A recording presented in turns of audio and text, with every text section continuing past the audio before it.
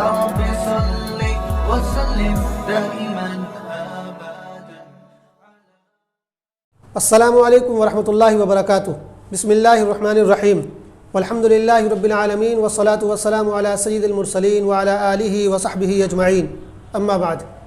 محترم حضرات، الجمعہ سیریز کے اس پروگرام میں جس کا عنوان ہے شادی اور بے بنیاد رسمیں، اس کی اس تیسری قسط میں آپ کا خیر مقدم ہے، آپ کا استقبال ہے.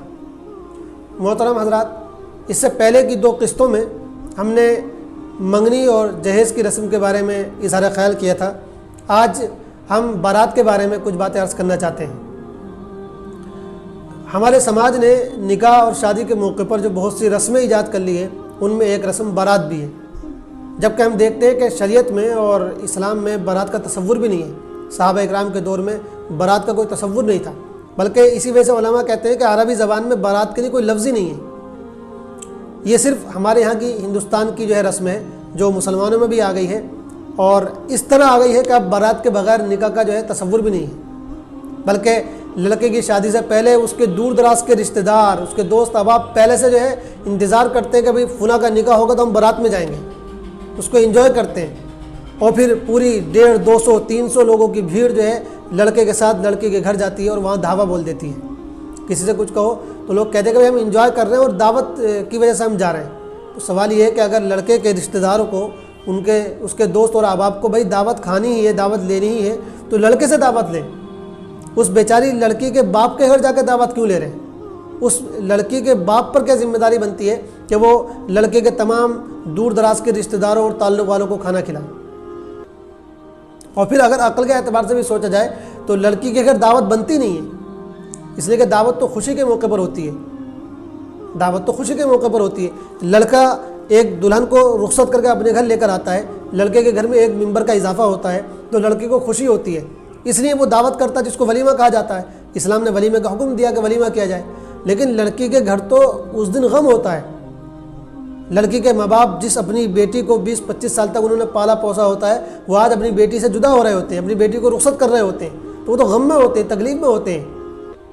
اس تکلیف اور غم کے موقع پر ان سے دعوت کا مطالبہ کرنا، ان کے ہاں جا کر جو ہے بھیڑ لے کر جانا، اور ان کے ہاں جا کر جو ہے سب کا دھاوا بول دینا، اس کی کیا تک بنتی ہے؟ تو عقل بھی جو ہے اس بات کو بالکل تسلیم نہیں کرتی ہے، اور عقل کی بات سمجھ میں یہ بات نہیں آتی ہے کہ ایک پوری بھیڑ جو ہے لڑکی کے گھر جا کے دعویٰ بولے اور وہاں جا کے جو ہے دعوت اڑا کر آئے. اس لیے ہم دیکھتے ہیں کہ جو ہے سلف صالحین میں، ہمارے صحابہ اکرام اور تابعین کے دور میں اس طرح کی کسی رسم کا کوئی جو ہے تصور نہیں ملتا ہے. اور پھر صرف مسئلہ یہ نہیں کہ 200-250 لوگ وہاں دعوت اڑانے جاتے ہیں، بلکہ جب تک بارات وہاں رہتی ہے لڑکی کے ابا کی جان حلق میں اٹکی رہتی ہے کہ کہیں کسی باراتی کو برا نہ لگ جائے. ہر ایک کی بیچارہ خاطر کرنے میں لگا رہتا ہے، ہر ایک کی پوچھ گچھ میں لگا رہتا ہے کہ کسی کو برا نہ لگ جائے. اس لیے کہ ایسا بھی ہوتا ہے کہ اگر لڑکے کے کسی رشتہ دار کو براتیوں میں سے کسی کو برا لگ جائے اور اس کے من مطابق کوئی کام نہ ہو، اس کو ناگواری ہو جائے کسی چیز سے، تو بسا اوقات بارات واپس آ جاتی ہے. کھانا اگر کم پڑ جائے تو بارات واپس آ جاتی ہے. لڑکے کے ابا اور لڑکے کے گھر والے ناراض ہو جاتے ہیں. اور یہ کوئی ہم ہوائی باتیں نہیں کر رہے ہیں، خود ہمارے یہاں کا ایک واقعہ ہے کہ ایک مرتبہ جو ہے بارات کے لیے کھانا کم پڑ گیا. اس کے بعد سے آج تک صورت حال یہ ہے کہ اس لڑکے کی شادی کو 2-3 سال ہو چکے ہیں، لیکن وہ کمبخت جو ہے ابھی تک اپنی سسرال نہیں گیا ہے. جب بھی جو ہے اپنی بہو کو، اپنی دلہن کو بلانے جاتا ہے تو گاؤں کے باہر کھڑا ہو کر فون کر دیتا ہے کہ یہاں چھوڑ جاؤ. لڑکی کے گھر والے گاؤں کے باہر اس کو چھوڑ کر آتے ہیں اور پھر وہاں سے وہ اپنے گھر آ جاتا ہے. یعنی اپنی سسرال وہ آج تک گئے نہیں، صرف اس وجہ سے کہ بارات جس بارات کو وہ لے کر گیا تھا، کھانا کھاتے ہوئے ان کے لیے کھانا کم پڑ گیا تھا. اتنی خطرناک اور بھیانک رسم جو ہے بارات بھی ہمارے یہاں جو ہے اس طرح عام ہو گئی ہے کہ لڑکی کے باپ اور لڑکی کے گھر والوں کی زندگی اس نے دوبر کر دی ہے. محترم حضرات، یہ وہ 3 رسمیں ہیں جو شادی کے موقع پر ہمارے یہاں رواج پا گئی ہے، اور اس طرح رواج پا گئی ہے کہ ان کے بغیر اب گویا کہ نکاح کا تصور بھی نہیں رہ گیا ہے.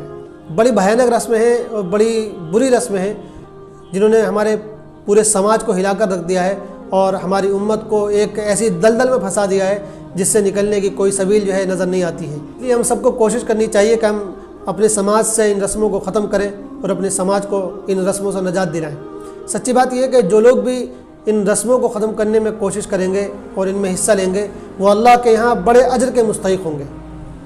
اور ایک بات یہ بھی کہ صرف ہمارے یہی 3 رسمیں نہیں ہیں، ان کے علاوہ اور بھی بہت ساری رسمیں شادی کے موقع پر جو ہے ہمارے یہاں پائی جاتی ہیں، لیکن ہم ان کا تذکرہ اس وجہ سے نہیں کر رہے کہ وہ کچھ علاقائی رسمیں ہیں اور عام طور پر شادی کے مہنگا ہونے میں ان کا کوئی رول نہیں ہے۔